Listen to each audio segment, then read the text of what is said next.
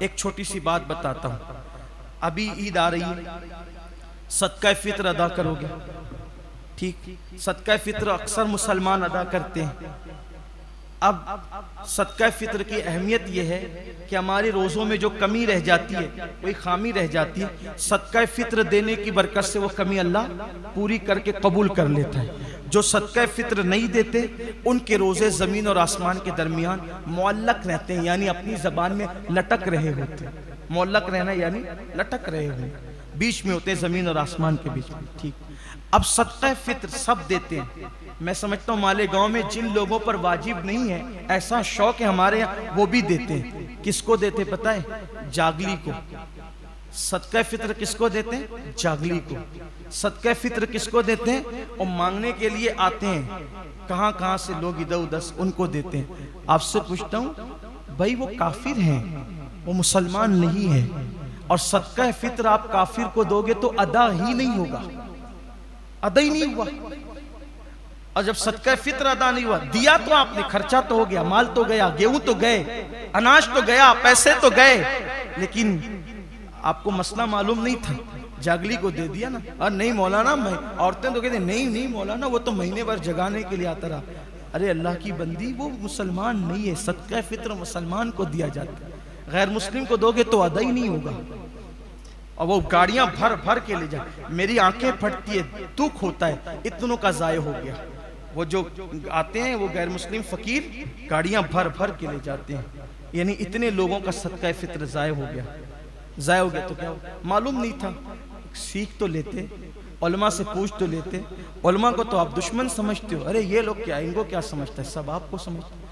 اگر آپ بیمار پڑ جائیں تو کس کے پاس جاتے ہو؟ ڈاکٹر کے پاس جاتے, کیونکہ وہ ڈاکٹر کا سبجیکٹ ہے.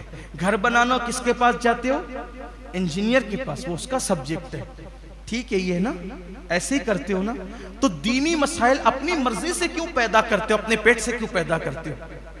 جب اپنا علاج خود نہیں کرتے, اپنا گھر خود اپنے ہاتھ سے نہیں بناتے, تو اپنے دین کے معاملات کیوں خود حل کرتے ہو؟ میں یہ نہیں کہہ رہا ہوں ہمارے پاس آؤ, آپ جس عالم کو پسند کرتے وہاں جاؤ, ہمیں کوئی ضرورت ہی نہیں ہے. میں آپ سے پھر کہتا ہوں, کوئی یہ نہ سمجھے کہ ہم یہ مسائل لاتے ہیں تو اپنے کچھ مفاد, واللہ اللہ کے گھر میں کہتا ہوں لعنت ہو اس پر جو اپنے مفاد کے لیے بات کرے. ہم تو اللہ کے لیے بات کرنا چاہتے ہیں, لیکن کچھ لوگوں کے دلوں میں منافقت کا مرض ہے, تو وہ یہ سن کر سوچتے رہتے ہیں کہ یہ تو اب یہ بات آئی تو یہ اپنے, ہماری کوئی مفاد نہیں. ہمیں اللہ رسول کے در سے اتنا مل چکا, اللہ نے اتنا دیا ہے, اللہ نے بے نیاز کر دیا.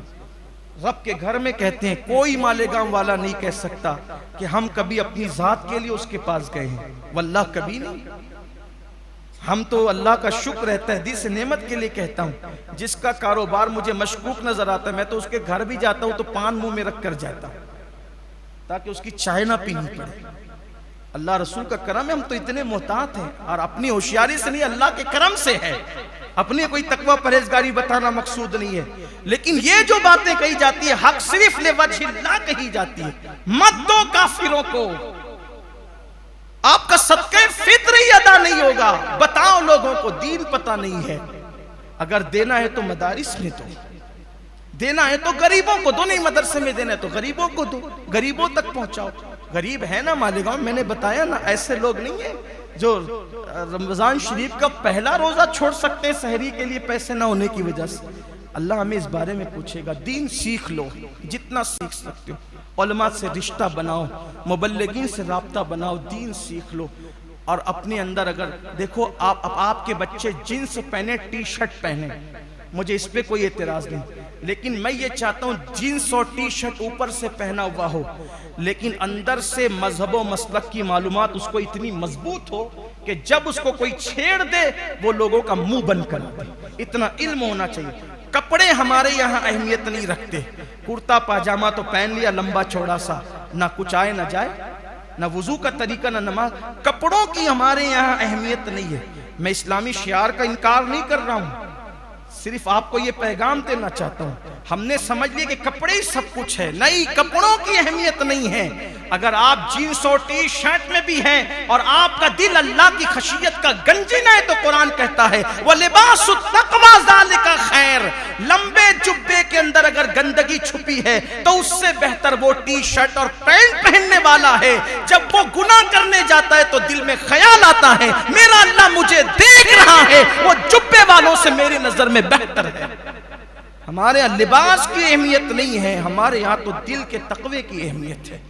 اپنی معلومات میں اضافہ کرو، اپنے آپ کو بدلو، اللہ ہم سب کو توفیق بخشے، اور اللہ سے دعا کرو اللہ پورے عالم اسلام میں انقلاب پیدا کرے، اور خاص طور پر اس مبارک دن میں اللہ بیت القدس کو جلد سے جلد ظالم یہودیوں کے پنجے سے، ان کے مکر سے، ان کے فریب سے نجات عطا فرمائے، اور پوری دنیا میں اسلام اور مسلمین کا اللہ غلبہ عطا فرمائے، اور اللہ ہم سب کو پوری امت کو وحدت کے ساتھ صحابہ اور اہل بیت کے عقائد پر اتحاد و اتفاق کے ساتھ زندگی گزارنے کی توفیق عطا فرمائے۔